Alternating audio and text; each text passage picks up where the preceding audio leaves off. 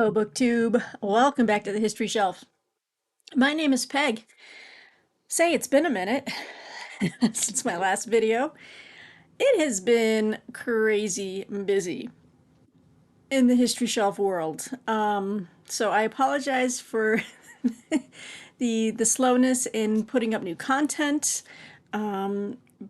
Basically, I've just been working all day and then at night reading and writing book reviews because I've had a bunch of deadlines just kind of all back up on top of each other. So I've been trying to keep my head above water, but say, I think I'm coming out of it now.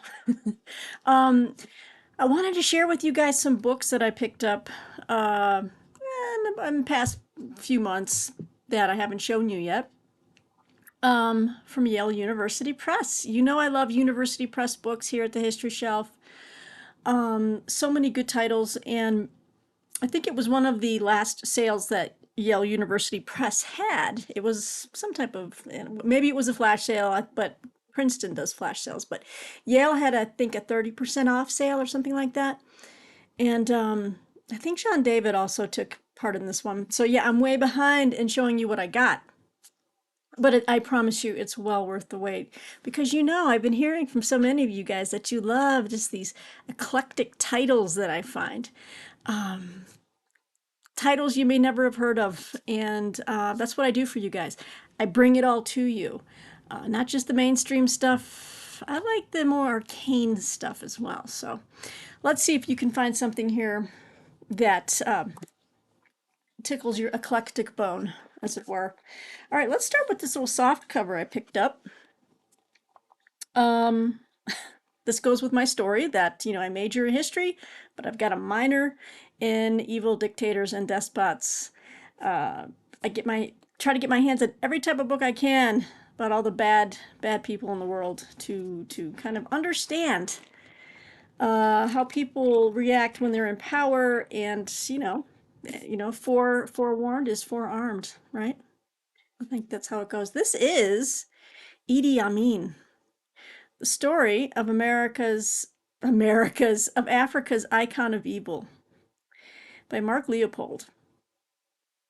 I think this is this is a brand new in paperback. So this came out 2020. But oh, okay, no, this is only a couple years old. First published in paperback in 2021. So open it up and you get I like the cover design. This is really smart with the metal, replacing the metal with his face here. So let's read a little bit about this. In the first authoritative biography of Idi Amin, Mark Leopold traces the interwoven myths and realities of modern Africa's most famous dictator. Amin was, from birth, deeply rooted in the history of British colonial rule in East and Northeast Africa. The rise of one of the world's ruthless dictators, Leopold demonstrates, was a legacy of Western imperialism. Isn't that always the case? It's always the West's fault. That's tongue in cheek, but you know what I mean. So yeah, I'm really looking forward to reading this. Idi Amin, the story of Afrikaans icon of evil. Really enjoyed The Last King of Scotland. That's a really good movie with um, Forrest Whitaker plays the role of Idi Amin. Brilliant, just brilliant. So yeah, I picked that up during that sale. Ooh, and then I've been meaning to get this book. I think most of these are paperback, except for one. Yeah, okay, so all these are paperback. So I've been meaning to read this at some point, and this is the third edition of it. So this is Jonathan Rose's The Intellectual Life of the British Working Classes. Decent read, as you can see, pretty thick. Yeah, I got this for a really good price with that 30% off sale. So this is supposed to be a classic here. So it's a prize-winning landmark history of Britain's working classes from the pre-industrial era to the 20th century. Jonathan Rose uncovers which books people read, how they educated themselves, and what they knew. So that's pretty straightforward. Let's see here. Kind of a table of contents if you wanted to get a sense of some of the things they cover in the book. cultural literacy in the classic slum. That sounds interesting. Um, Ooh, the Welsh Miners Libraries covers Marx, Jane Eyre, Tarzan. There's some more over here. Ooh, the Ruskin Rebellion. Oh, we got here. Lots of good stuff. So, just, been wanting to get this and read it, third edition. There's probably a lot of new prefaces and introduction to the second edition, introduction to the third edition. Sweet. Oh, so this edition came out in third edition was published in 2021. So that one's out right now. How you guys doing? I've missed you. Uh, let's just put that out there. Okay, so this is another book I've been really wanting and was looking for it used for a while, and I just didn't want to get a crappy copy. And eventually the sale came around, and I was like, I'm buying it new with the sale. And this is Peter Marshall's Heretics and Believers, A History of the English Reformation, winner of the Wolfson History Prize. This is kind of a big daddy right here, and it's pretty thick. Ooh.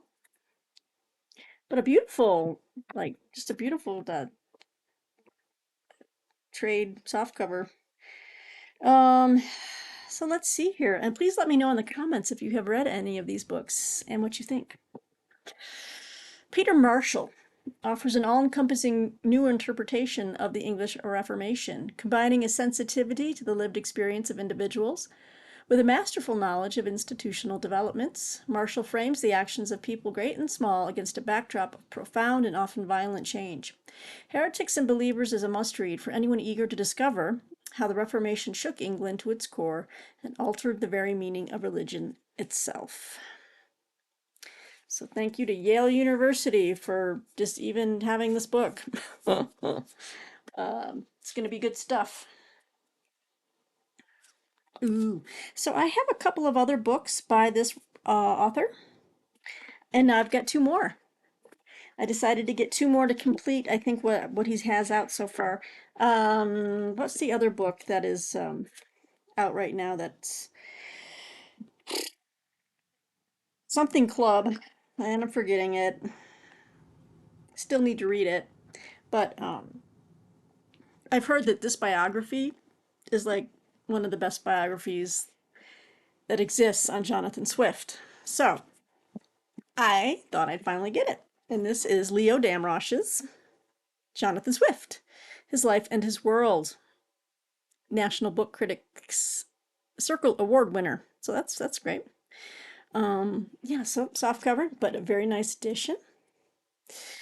From a master biographer and leading scholar of 18th century literature comes an award-winning new portrait of the greatest satirist in the English language. Leo Damrosch draws on discoveries made over the past 30 years to tell the story of Jonathan Swift's life anew. Probing holes in the existing evidence, he takes seriously some daring speculations about Swift's parentage, love life, and various personal relationships, and shows how Swift's... There's a lot of S sounds coming from my mouth right now. And shows how Swift's public version of his life, the one accepted until recently, was deliberately misleading. I don't know a lot about Jonathan Swift personally, or biographically. You obviously know his Gulliver's Travels, and and he wrote the Swiss. Did he write Swiss Family Robinson? I think. Wait, did he?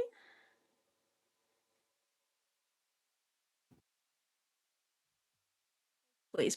Yeah. So I don't know a lot about Swift, but I love a good biography. And let's see here, Swift Family Robinson. No, it was a novel by Johann David Weiss was the Swiss Family Robinson. Why did I think it was Jonathan Swift? I don't know what. Anyway, so he wrote Gulliver's Travels. I can't put those words together easily. So yeah, I wanted to learn more. He's an Irish satirist. What else did he write? Gulliver's Travels. Yeah, I think that's it. So, yeah, let's continuing on though. But so I've got it. I've got Leo Damrosch's work on this. So what's the now I need to tell you the name of that other book that he wrote that I really want to read. Leo Damrosch wrote. Oh, it's just called The Club. Okay, so I was right in a sense. Yeah, The Club is about Johnson, Boswell, and the friends who shaped an age. So there you have it. Apparently, and I don't know if I have this other book by uh, Damrosch, but he wrote a biography on Rousseau. Um, but do I want to read a whole biography on Rousseau? That guy just seems kind of pedantic. Hey, if you're a Rousseau fan out there, I apologize because a lot of people, you know, like his writings, but I don't know. But anyway, let's get back to Leo Damrosch. Damn it.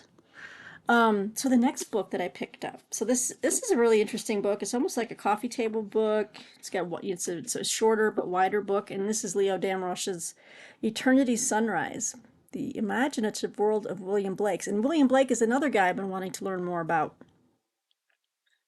I think in one of my last like used book finds, I showed you um, a biography on William Blake, and so I'm kind of adding to that knowledge with this one. So the imaginative world of William Blake, and as you can see, nice big wide pages, wide margins here. Obviously illustrated very nicely with all of the because obviously William Blake was a poet and an artist, right? And what is this? Oh, okay, let me read the back to you if there is a back. Everything here is just blurbs. Um, well, the inserts are amazing, or as I like to say, amaze balls. Um, wow, what is happening in this picture? Okay. Well, this is some beautiful stuff. There's some there's some naked behinds. Um,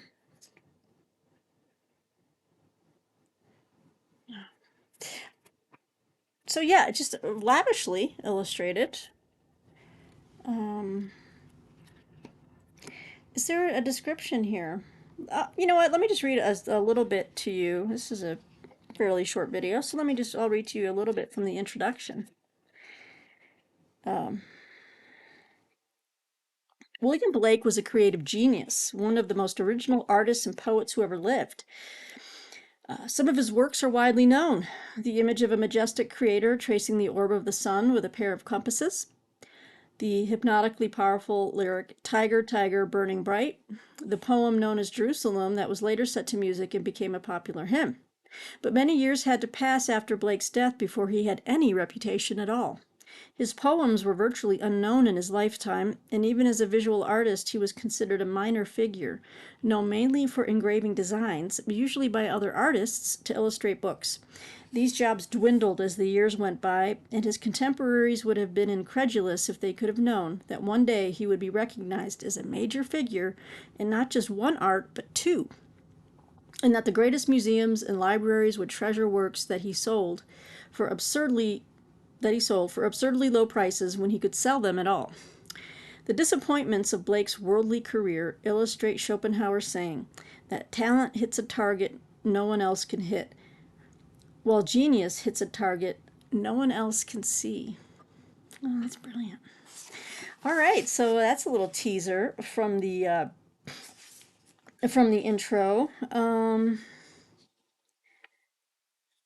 It says here, I'm going to just give you a little bit more about the book. It says this book is a strongly biographical focus, but it is not a systematic biography. It says here two excellent ones already exist, and that's the one that I showed you in my used book haul, the one by Peter Ackroyd. That's the one I got, and he mentions that here. So there's two that exist, which he calls excellent, Peter Ackroyd's and G.E. Bentley's, each with its own strengths. And it says here, and in any case, Blake's life was relatively uneventful. uh, and it says, nor is this a comprehensive guide to Blake's work. Rather, it is an invitation to understanding and enjoyment. And that's fine with me. I'm down with that. Its goal is to help non-specialists like me. I'm a non-specialist, so yeah, enlighten me, Leo. Um, yeah, I don't need to read a dry work that's heavy on academies and all this. Just, speak to the people here. Um, Which is okay, yeah. So it is for its goal is to help non-specialists appreciate Blake's profoundly original vision and to open the doors of perception to the symbols in which he conveyed it. All right. So I thought that was a nice book to pick up, and I've got three books now by Leo Damroche. All righty. All right. I'm really excited about this book, and I think a lot of you will be too. And maybe you already have it. Let me see, when did it come out? 2009. Um, it's first published in paperback in 2011, and then this Yale version was published just last year, 2022. But it looks gorgeous. And another aspect of history I don't, or a group of people in history I don't know a lot about, heard a lot about, but I really wanted to know more. And I'm always looking for authoritative histories on them, and that is about the Druids. And this is Blood and Mistletoe: The History of the Druids in Britain by Ronald Hutton. I'm guessing this is probably considered a masterpiece or something, or a classic. So if anyone out there has read it, I'm thinking Jason over in Ireland definitely would be, Jason Harrigan would be one to speak on this. Uh, Maybe. Um, you have some nice. I'm hesitant to open up the middle because I don't want to break the spine. Oh, I just did.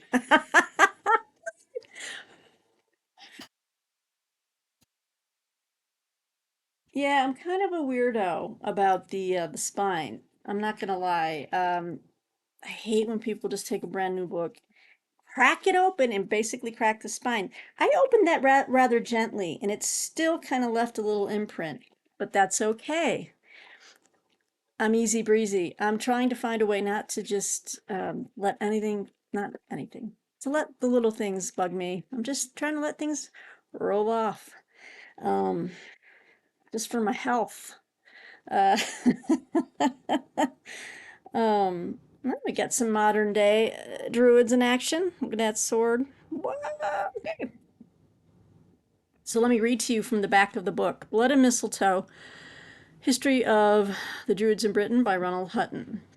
Crushed by the Romans in the first century CE, or AD, as I like to call it, the ancient Druids of Britain left almost no reliable evidence behind. Ronald Hutton's captivating book is the first to explore the evolution of English, Scottish, and Welsh attitudes towards these forever ambiguous figures of the ancient Celtic world.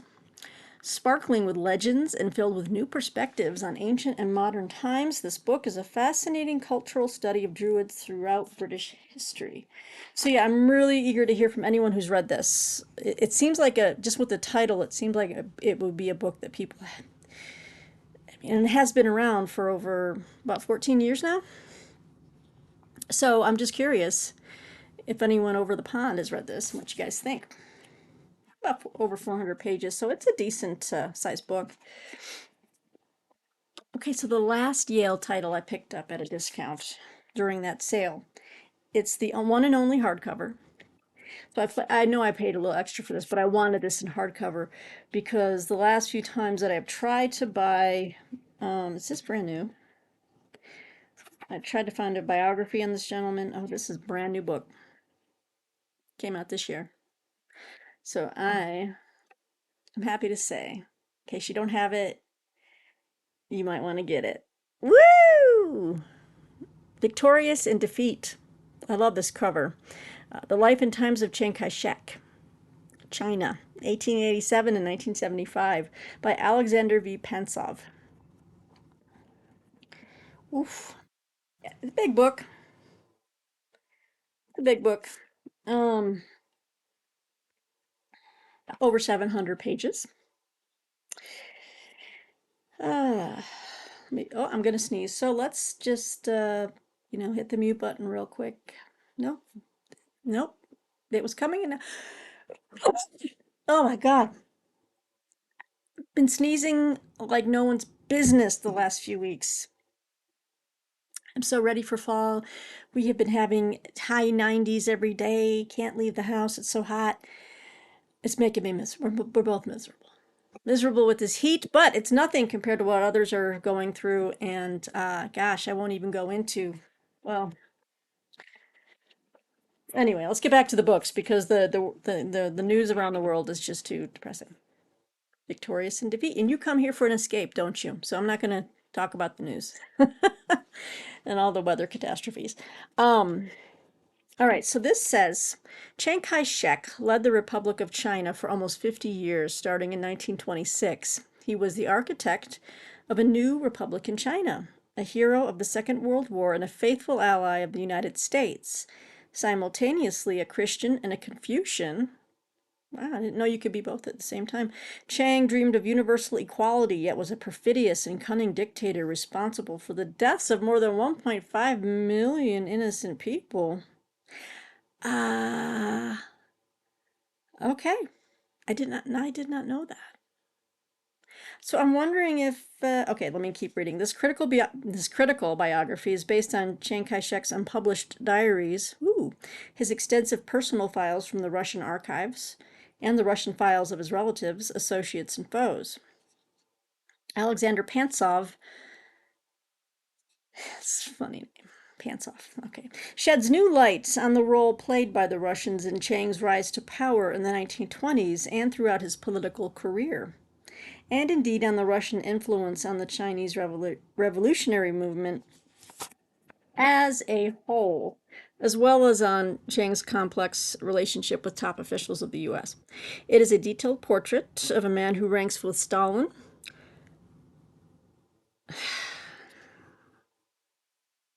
Okay. See, now why is he leaving out Mao here?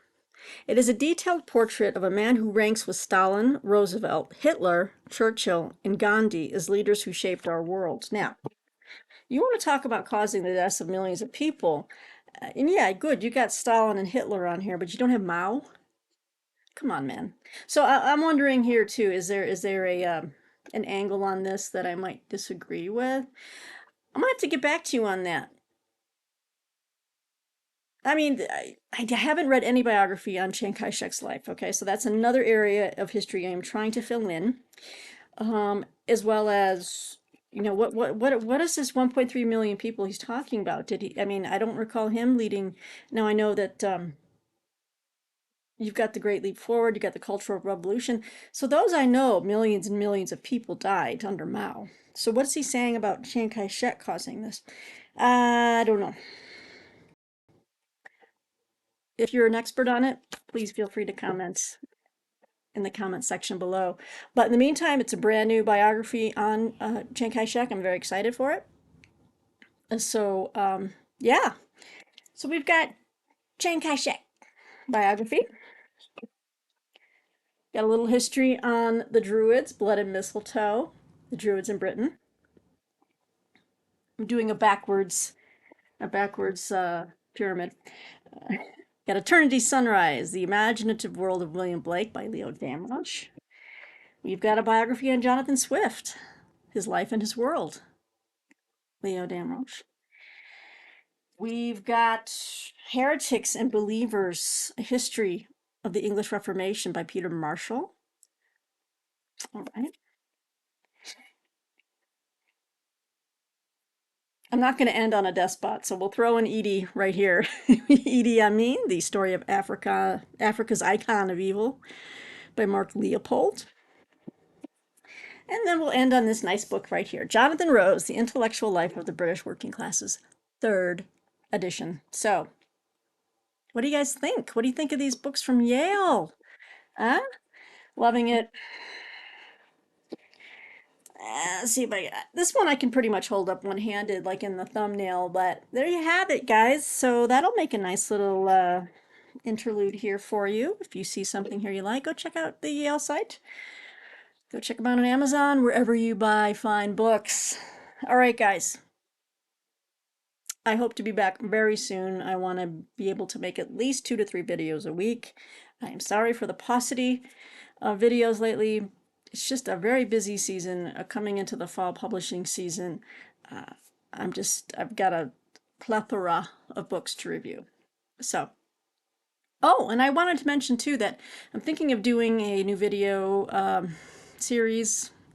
I don't know how often it would be, but it'll be like the History Shelf recommends, and then something.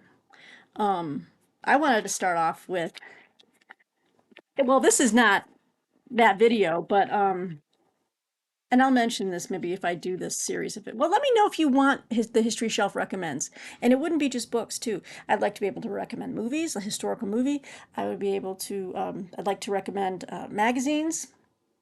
In this case, a newspaper that I just got the other day. They got my name on a mailing list, and you know what? They hooked me. I went and subscribed for $50 a year. I'll tell you now, it's called County Highway. And its approach is going kind of reverting back to the news of the heartland. Actual interesting and like well written articles laid out in a broadsheet style, like in the old days, where you'd have multiple headers.